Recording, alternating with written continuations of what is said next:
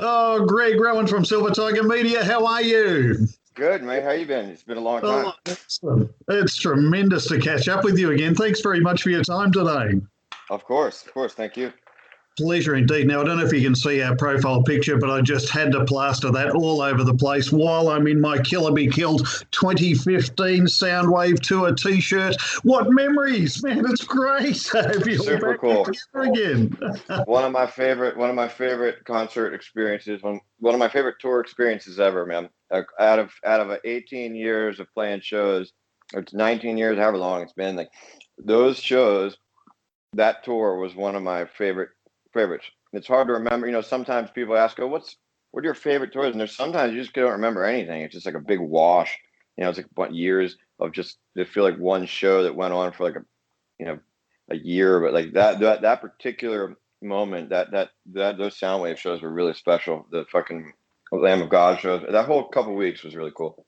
Oh, it was absolutely incredible. As you say, yeah, performing the Sidewave with Lamb of God, just brilliant memories and fantastic stuff. And I can only imagine what it's like touring so extensively to have moments like that. But look, I've got to tell you, that photo was actually taken by my wife, although I was in the pit. Look, Really if I don't mention that, I'll be in the shit. So much shit that not even soothing serenade from a Black Queen could calm that storm. nice, nice, excellent. Well, there you Now, of go. course, Now you're we not in spoke. the doghouse. Indeed, no, thank you for that. But what an image! It's brilliant. We spoke late in 2014 before those first I performances, remember. but nothing could really prepare us for what you actually delivered. I mean, it must be very difficult to describe those individual shows, but how would you describe being part of Killer Be Killed, moreover?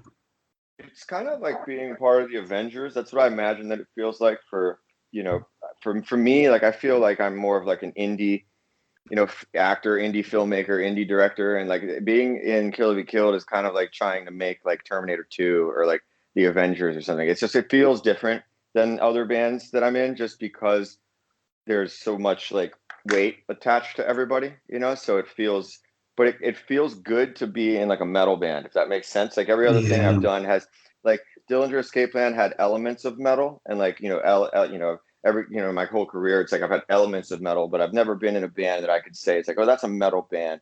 And like for Kill to Be Killed, I'm like, okay, we're a metal band. And if you're going to be in a metal band, it's kind of crazy to have the people that we have in it. Like it just feels like you're going to battle with like the most awesome weapons around you. If like it's like it's like Yeah. whether you're going into the studio or going on stage, like I feel like it's like, oh, okay, like I've got this guy over here and I've got this guy over here, and it's like if you're looking to form like the ultimate kind of band for like what we're doing, there's no other guys that I would pick. So it's just a really cool feeling of feeling like you've just got so much strength around you for that particular Oh. kind of for that particular kind of music, that particular genre. It's like you've got a pretty awesome thing. Oh, brilliantly put. And let me assure you, you're superheroes to us, my friend. But on a personal note, I have to ask, particularly in light of how you lived in the making of a Fever Daydream, uh, how have you been throughout this COVID nightmare?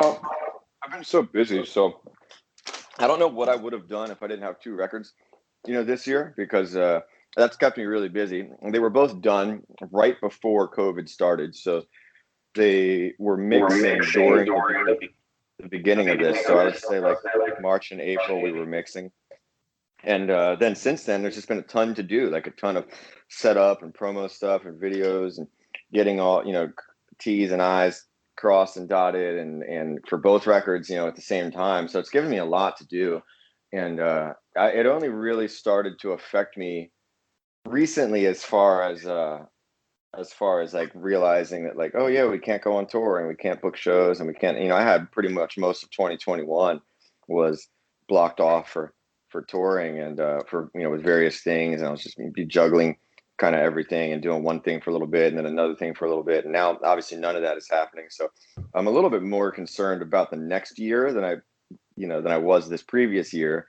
But now I'm just kind of, it's like everything here is so geared around the election now. So it's like a lot.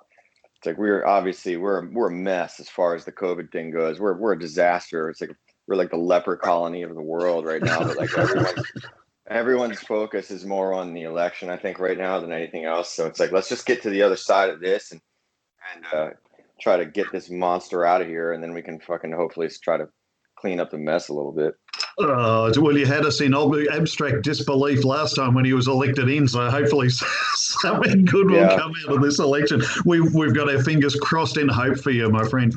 Of course, as one of the most, without catering to your personal vanity in any way, as one of I don't think it's arguable, I think it's a point of fact that one of the most exciting, animated, and ferocious frontmen of all time, particularly in front of Dillinger Escape Plan. I mean, starting most performances live with launching into the crowd. Right. How that lack of opportunities to perform live must have significance to you that most of us could barely understand. I mean, it's not like you can't go shopping; it's a big thing. Yeah, I mean that's the thing. It's like it's more of the. This is the longest I've ever been off. I've never been off a tour this long in my whole, since I was 21 years old. So, when this hit, I had already been off for a year, which is about that a year is about the longest that you ever end up taking off. And even in that year, chances are you go do something little, like, in the middle of it, it's like you might go do something that you didn't do. And you're like, oh yeah, it'll only take us a week to go to South America, or we can go do this one little thing, that some festival or something. So, but so you're never really off for very long. But now I've been off for, man, a year and 7 months or 8 months. So it's like almost 20 months. And so by the time we are able to play shows, they're talking about early 2022 now as being like the realistic time. So, I mean, it might be a long time, but it's mostly just, not forgetting that you are still, it's like for me, putting out music and creating music is just as important as playing shows. I'm not and it's just allowed me to focus on other things. It's just, you just kind of play the hand that you're dealt. I'm not a big fan of like sitting around crying about the weather. It's like you just keep doing what you're doing, and become maybe get better at something else on the creative end, or start different collaborations, or even non-musically. It's like there's things, it's like I've never paid too much attention to my home life. I've always kind of thought of my home life as something that exists in between being on tour, in between being in the studio. So I think this is the first time, it's crazy because I'm 40, but this is the first time in my life that I've ever understood the importance of or even been interested in kind of like building more of a off tour home life that doesn't just revolve completely around um, all the band stuff. So it's been interesting, and it's probably been a glaring hole in my development anyway. So it's fucking all good. Oh, good. Yeah, good timing. I mean, this is what makes the release of Reluctant Hero such an exciting concept. Of just the thought of seeing you here again, seeing you in 2015 for those very first Killer Be Killed performances. It seems like it's going to be such a long road until you're out here. There will be so much touring domestically, I would imagine, right off the bat when the chance Oh man, arrives. But it's it gonna be a makes this album mess. so special. Yeah, I can't wait, man. We're all so Jones for it. Like I mean, more than any other thing, I'm excited to play Killer Be Killed shows. More than any other kind of show. Like I just want to play. We're so excited about the record. We were all so amped to play shows. We had this idea that we were gonna, we really had time. We were gonna go pretty much everywhere. We were gonna play basically everywhere, and now none of that's gonna happen, but it will happen. And who knows, by that point we might make another record, but we're we're stoked. We're gonna get back down there as soon as we can. Like that was, like I said, one of my favorite experiences I've ever had was going to Australia with Kill the Killed, and playing those shows. And if we have such a good time when we're together. This is easily the most fun band I've ever been a part of. Like the most fun um, in the studio, experiences I've ever had. And we just, especially after, we lived together when we were making this record. We lived together. We rented an Airbnb for the 2 months that we were in the studio, Oh, we wow. all lived. Yeah, we all lived together. So we would wake up, eat breakfast, go to the studio together, leave the studio together, pretty much.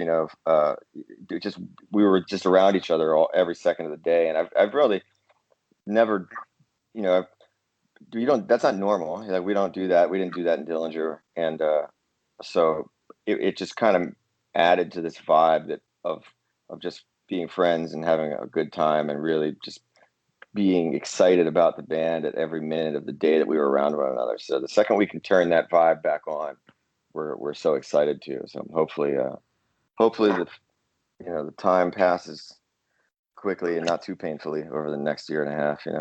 Oh, absolutely. And of course, you get that excitement flowing through all of us, particularly your fans down under, faster than the opening set of Wings of Feather and Wax. But, Greg, would you set the scene for us a little bit? Is there a central character, as it were? Who is our reluctant hero?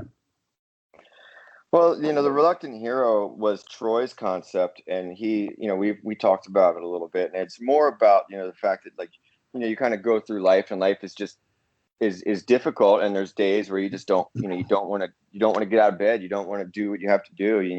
People kind of just wait for someone else to carry the load. A lot of times you're waiting for someone else to make your life better, and it's like reluctant hero is sort of the idea that all of us are responsible for waking up and trying to make the best of this and better our surroundings and better the world and be good people and leave this place better than we came into it. Like that's everyone's responsibility, whether you're having a shit time or not, whether it's raining outside or sunny outside, or whether you wake up and you're in a bad mood or a good mood. It's like, you can check out for a little bit, but you can't just fucking, you got to get up and keep climbing the mountain. It's like this, the Sisyphus thing where you push the ball up the mountain and then it rolls back down, and you just got to keep doing it, and it's not about someone else kind of bailing you out or saving you or passing the buck. Like everyone is responsible for this, and especially and it's weird because that concept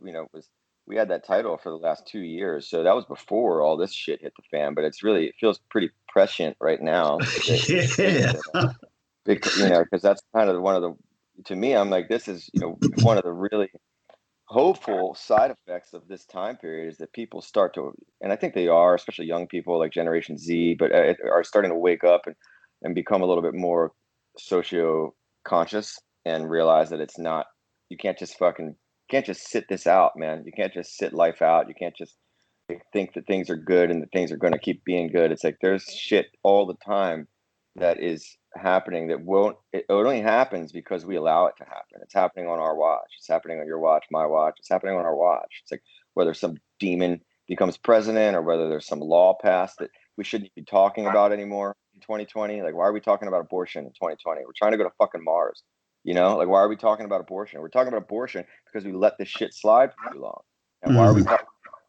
Why are we talking about healthcare over here still? Why are we talking about public education over here still? Why are we talking about this shit? We shouldn't still be having these conversations. The only reason we're having these is because people aren't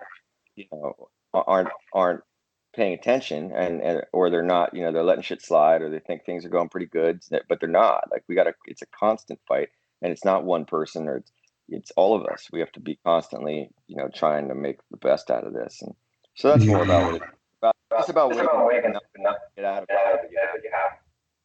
Well, what poignant words, because it's right now today in Melbourne that you're familiar with. We've opened the shops for the first time in 3 months. That's happening today. So, I mean, this track is last in sequence, but arguably the most amazing of the entire collection for a range of reasons, but not least of which is leaving your audience at the last track mouth agape and bewildered awe. I mean, that's almost how we're wandering out of COVID. This whole album is so poignant. That's not even funny. Surely you knew.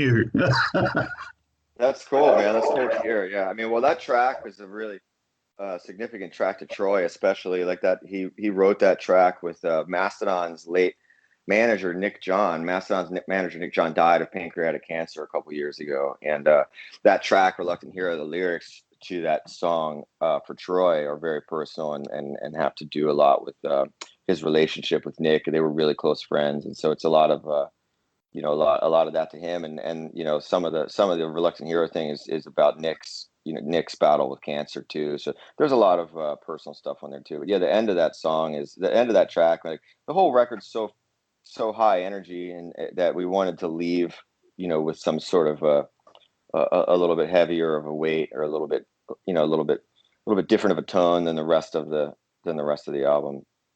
Absolutely, and it works so very well. But the collection itself, Greg, was it all purpose written, or have some of the tracks been around for a little while prior? Well, one of the songs, there's a song on the record called "From a Crowded Wound." It's like, man, I don't know what track it is, but it's in the middle of the record somewhere. It's like the long one in the middle of the record. I've had that song. That song is my baby. Like I wrote that one, like the whole thing, front to back, like everyone's vocals, all the guitar, like everything. And that was like that song's been around since 2010. That song was a demo that I had for the first Kill or Be Killed record that I couldn't get it out of the oven, man. I just couldn't finish cooking it. I couldn't figure out what it needed. I couldn't get it over the finish line. And Troy was always really into that demo, and he wouldn't let it go. He was like, what about that song from 2010? Like we gotta use that. We gotta use that. And I was like, kind of always felt that, it was like the missing, the missing piece on the first record that I just couldn't get it done. So like when we came time for the second one, that one was still around, and that's a really cool song for me because that's the only Kill or Be Killed song that I wrote the entire thing. And everyone, like I said, the other guys' vocals, everything front to back. So that song was kind of my baby. But like otherwise, everything was written in. I started starting around 2016. We started getting together, and we would do it the same way every time. Like we didn't do any file sharing. We would just bring all our ideas, and we would meet in Phoenix, which is where Max lives. And Ben and Troy and I would stay in an Airbnb. We'd stay in a house together, like how when we recorded. And we would stay there for like a week or two, and we would just beat on all the ideas until we hit every dead end we could hit, and then we'd leave for another 4 months or 5 months or however long until we could all block out another 2 weeks, and then we would do it again. So pretty much everything was written from 2016 to like the beginning of 2019, and then except for that one song. But it was over. It's over such a long period of time. But when you get together like that, instead of it being like sending files, it creates a different vibe, than just being like, hey guys, I'm going to send you this email with some files attached to it. It's like you don't know what the other guy's going to bring in, and then it's like Christmas, like you show up in Phoenix and each person's just got a ton of ideas, and then you start beating on them and seeing where they go. And it's a lot, to me, it's kind of, especially because we don't live in the same place, it kind of helps us fill in the gaps from not living together. Absolutely. No wonder the track goes for 7 minutes, 11 seconds. Although I've got to admit, Greg, since The Black Queen, I can't help but be, looking for that little bit of Tangerine Dream influence in your tracks. But what a brilliant track. Well done. Thanks, man. Thanks. Yeah. So I've got to ask you, and you've probably had it put to you a million times, so I apologise, but why the keeping stum? Why the secrecy behind it, as it were? For the KBK record? Well, I mean, I just feel like once you tell people you're doing something, then there were times when we were making this where we were pretty sure that it was going to come out like next year. So it's like, we were on a roll in 2017, and in our heads we're like, yeah, this is definitely going to come out in 2018, so all it takes is one person to say that, and then everyone's just like, oh, we've been waiting around forever. When's this thing going to be done? I would just rather not say anything, just what's the point? It's like telling people that you're going to do something, just let everybody know when it's done. For me, it's like, it's not going to make your record any better. It's not going to make any more people care about it. Like all it's going to do is make you feel anxious that you told people something's happening and now it's not happening. And then you got to explain to people why it's not happening. It's just a pain in the ass. It's like, why not just not say anything? And then when we're done, we're done. And we agreed on that a few years ago. We were like, okay, everybody, no Instagrams, no fucking, everyone keep your mouth shut in interviews. If someone says, what did you do last week? And we were together, you tell them nothing. Just say that you were on the couch watching football, whatever just make shit up. You cannot talk about this. And brilliant. Didn't want to jinx it, didn't want to jinx it. So, or make ourselves feel any kind of undue pressure. It's like, let's just fucking, take the pressure off, and when we're done, we're done, and until then, let's not say anything. I think it worked out for the best, man. It was nice to not have to feel like, we were not living up to something that we said, or Oh, absolutely. And of course, with release of Dream Gone Bad, the video of what magnificence, overwhelming support and excitement. But I've got to tell you, from picking up a Telecaster for a solo and throwing that into the poor Marshall, I mean, the poor Marshall, what the fuck did I do? But Right. I've got these visions of, that moment in Vegas when the vagabonds start coming out of all the corners and the woodwork. I've got this picture of, to the accompanying soundtrack of Filthy Vagabond, I can see armies of the great unwashed marching the streets in united camaraderie. What an Excellent. astonishing track. Where did Thanks, that man. come from? That's one of my favorites on the record. That riff, guess the real surprise to me was that track was done, and like I the vocals were all Troy. Like he wrote pretty much all the vocals on that, and like I was not expecting that at all. Like one of the coolest things about that band for me is like when someone has an idea vocally that is not something that I would have come up with at all. And like we were stumped. Like that song we were just stumped on. Like Max and I didn't really have any ideas vocally for it. Because we wrote most of the music on that, like the main, the fast verse riff I wrote. And then I think Max and I wrote the bulk of that until the very end. I think the end riff is Troy, but we just didn't have anything vocally. And then I I showed up to the studio late one day, and Troy um, had already laid down the chorus, which is kind of like this fucking like you're in a yeah, it's kind of like this pirates in a bar fight vibe, and almost like misfitsy, kind of like misfitsy or something kind of Yeah. vibe. And I didn't hear that at all. And Max and I were just like, "Oh shit!" And Troy, was just like, Troy was like, "Hey guys, I don't know if this is gonna be, if this is the right vibe, if this is like, let me know what you think." And when he hit play, we were just like, "Holy shit!" Like that's like I said, it just makes you want to chant along with your buddies in the middle of a bar fight, and then kind of bar where you and all the guys that you're fighting end up friends. You end up friends at the end, and you're all just fucking, you know, chugging out of chugging casks of ale and yelling together or something. That's what it made me imagine. It's like, damn, I can't believe, like, where'd you get this from? Like, where'd you pull this out of? And it's such a, those are the kinds of things about the band, this band in particular, that really excite me. It's like from coming from a place where I have to write all of the vocals all the time and all the other stuff that I do, like this, that's the kind of stuff. I'm like, man, how cool! Like, what a cool, like, what a cool chorus or a cool vocal thing to write that I would have never have come up with. And that's really exciting. Oh, absolutely. But of course, this fantastic collection, if there's any justice whatsoever for metal magnificence, this album will fly off the shelves as quickly as it gets on there. Pardon me, but we were just speaking about the casting of the Telecaster and the Filthy Vagabond. Great tracks like that, but then we've got The Purge. I mean, what a brilliantly malevolent feel to this track. It's just sensational. Is there a storyline there? Troy wrote most of those lyrics too, but that, to me, that song was the most fun for me because there's like this guitar, there's a guitar solo in the middle of it that's like really kind of David Gilmour, Pink Floyd rip-off guitar solo that I had a lot of fun with. Um, but man, other than that, like I don't. It's tough to it's getting tough to remember like what different songs are about. I haven't looked at the lyrics in a while, and so we did. The Mm. other thing that's really weird about this record is we recorded all the music in April, May of 2019, and then we didn't track the vocals until January of 2020. So Oh, wow. there was like a 7 month gap because we ran out of time.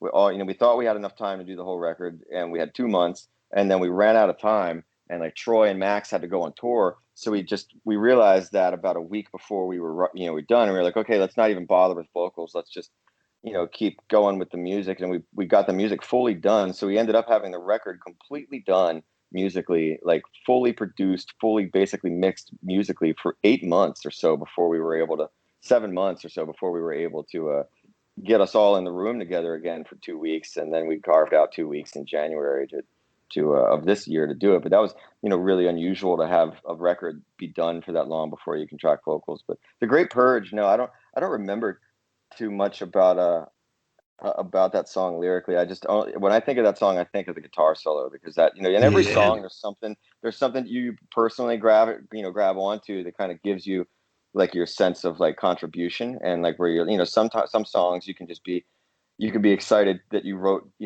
the chorus or the verse. But then some songs, one of the great things about being in a band where everyone's doing so much is that you can just be happy with what you contributed musically, and it's like if you wrote enough of the music or you did something on guitar that you're really happy with, you don't really care that much about, like, you're like, yeah, you guys can sing all of you can sing all of this one. I don't need to I don't need to spend too much time on this, but Indeed. But what marketing brilliance. I mean, in the presser, the words borderline esoteric appear, which is absolutely fantastic. What that actually stands for, I guess, is we can't fucking remember what the lyrics are about. Yeah, I wish I would have known. I never think about that stuff, man. I gotta I gotta get a lyric sheet in front of me, and so I can read these while I'm doing these interviews, because a lot of times when I hear things phonetically. Once the lyrics are written, I don't really hear them anymore. I kind of just hear like the phonetics of them, especially when I'm listening to other people sing. Like when I'm listening to Troy and Max sing, I'm not like hearing the words and what they mean so much as I am just hearing their voices. And so it's, I think that song in particular, I want to say Troy wrote like 90% of those lyrics. So I can't remember too much, to be honest with you. Look, it's clear to me that I'm hoping you're feeling the excitement, because it's very clear to me that much like the last album, you've gone beyond mere collaboration and effectively redefined the term supergroup. I mean, the true magic of your collaboration together has been harnessed to perfection in this collection. Brilliant music, magnificent instrumental performances, and just a swirling swarm of vocal highlights from everybody.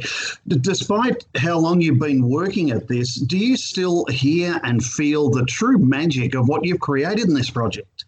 Oh yeah, for sure. We're super. This is one of my favorite records I've ever done. One of my favorite by far. Like if I had to pick 3 or 4 records to show someone that I've ever been a part of, this would be one of them. I think the other guys feel the same way. And like this to us was, it's like, okay, the first record is kind of a novelty. You don't know whether it's going to happen again. You're protecting your thing a little bit. You're a little afraid of stepping on each other's toes. Like it feels more like a collaboration where there's a little bit of a novelty aspect to it. It might be a one-off. You're not quite sure. But this is to us declaring that we're a real band. Like we're not just a super group. We're not like a curiosity or some sort of like all-star team. Like we feel that the record is, the first album was, it's cool, but this album was us being like, we're a real band, and like it's a real band beyond just this guy from that band and this guy from that band and putting them all together and having fun with it. Like we genuinely felt pressure on this record to make a contribution that we felt would stand on its own in like the heavy music landscape, even without knowing who we were. That would just be kind of like an added bonus. But like on its own, if someone were to hear it on the outside and they weren't a fan of Mastodon, or they weren't a fan of, Max or me, like we want people that are fans of the heavy genre to hear feel like you're making a worthwhile contribution as a band, not just a collection of people. And I think we did. I think we feel, not to toot our own horn or to feel egotistical at all, which, and I don't say this in an egotistical way. Like I really feel proud of the record, and I feel like it's a worthy contribution to the metal canon, I guess, so to speak. And that's an undeniable fact, Greg. Look, I've mentioned borderline esoteric before from the presser. I've got 2 words to describe this album, Reluctant Hero, and they are overwhelmingly and inspiring. Greg, to you and the guys, congratulations. Thank you, brother. Another astonishing achievement to mark astonishing times. Thank you all. Hey, thank you so much, man. It's been great talking to you again, too. Thanks very much, Greg. Take care, my friend, and we hope to see you in Australia very, very soon. All right, brother. Be well. You too. Bye-bye, mate.